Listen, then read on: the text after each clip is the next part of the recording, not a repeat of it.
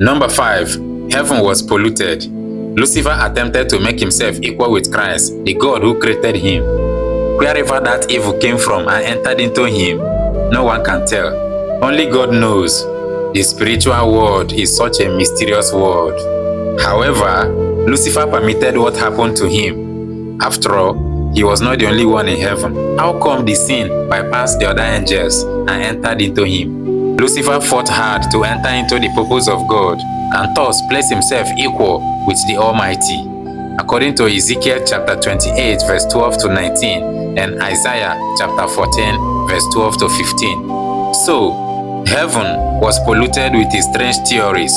He insinuated distrust and confusion in the minds of the holy students that God placed in his care, and made them to cast doubt upon the law of God and upon the perfect educational system that the omniscient had set up even before the angels were called into existence. Number 6.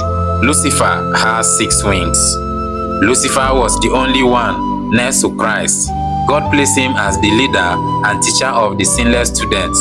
As a teacher and leader, Lucifer was esteemed above his students, the other angels, in all things. Other angels were given 2 wings, but Lucifer had 6 wings.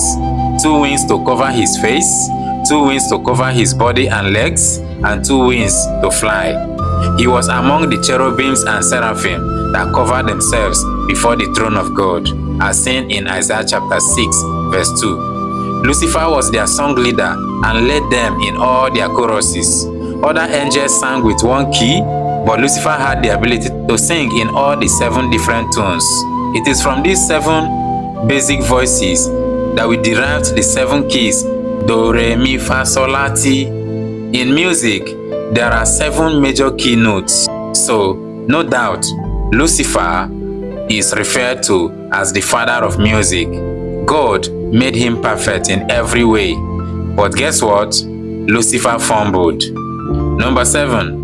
What a loss. The other angels were contented with all the glories God had bestowed upon the inhabitants of heaven. Most things which Adam enjoyed in the Garden of Eden were a copy of what the angels enjoy in heaven, even till now. Adam, in his sinless nature, was speaking the language of the angels, the heavenly language.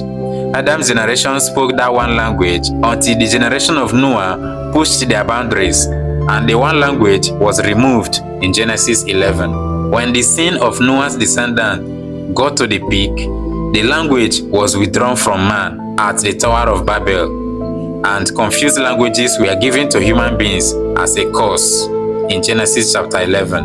And today, we are speaking confused languages like Hebrew, Greek, Latin, French, English, which we don't even understand. So, unholy men stopped speaking heaven's holy language. What a loss. Number 8. Work, not for food. It is a popular belief that the reason why humans should work is to put food on the table. But this contrasts the purpose of God.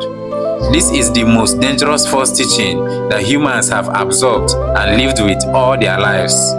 Before God apportioned work to man, He first of all made provision for food. The food that human beings will eat was first made available even before Adam was created and was asked to dress and keep the garden. So food was not the reason for working. Food was first created even before Adam was placed in the garden to dress it and to keep it, according to Genesis chapter 2 verse 15. So why did God create work?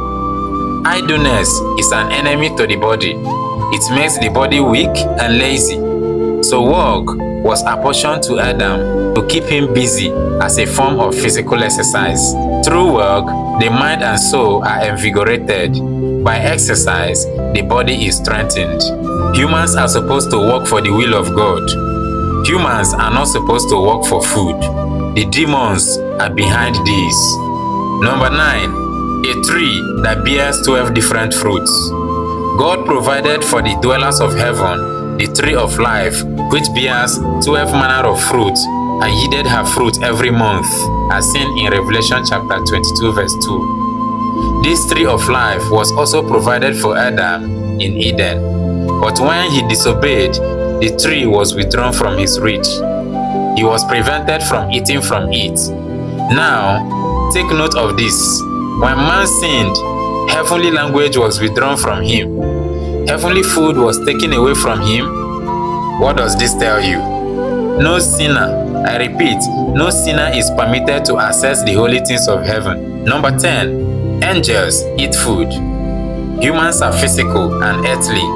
They are made of dust, so they are earthly and physical beings, and God provided them with physical food and told them, "Thou mayest freely eat," in Genesis 2 verse 16. Angels are spiritual and heavenly beings. God provided them with spiritual and heavenly food. When the stubborn wanderers of Israel were hungry in the wilderness, there was no human's food within their reach which they could eat. So God pitied them and rained unto them one of the heavenly foods in Exodus chapter 16 verse 14 to 36.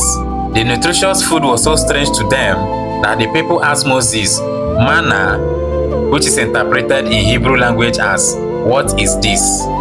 Manna means "What is this?" The heavenly food was so strange to them, hence the question, manna. The psalmist wrote that God rained down manna upon them to eat and had given them of the corn of heaven. Man did eat angels' food. In Psalms chapter 78 verse 24 to 25. Number 11. Angels don't wear physical clothes.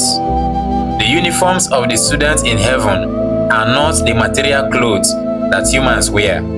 Angels in heaven do not wear physical clothes as we do. The glory of God is their covering. Before their fall, it was this same glory that covered Adam and Eve, not physical apparels. When they sinned, the holy glory of God that covered them was removed, and they knew that they were naked. In Genesis chapter 3, verse 7. Wearing of clothes is a curse. God never intended that man should wear physical clothes. The invention of clothing, which we now cherish today, was as a result of the curse of sin and not blessing. For without sin, physical clothes was not necessary for humans. Without sin, physical food and work were necessary. But when sin came, material clothes came with it, and man sewed fig leaves together and made themselves apron. In Genesis chapter 3 verse 7. God looked at the foolish couple and the stupid leaf on their waist, which they called apron. Oh, what a merciful Father. He removed the soon to wither leaves from their waist and made a better clothing for them and covered their nakedness. Yet, God used carnal materials, animal skin, because Adam and Eve were now carnal beings. When the holy angel of God comes down from heaven to earth and appears to the sight of men, he transforms himself as a visible man with visible robe.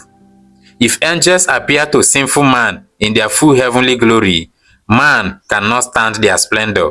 Those extra rays of white light humans see all around that angel are the reflected glory of God he brought with him from heaven.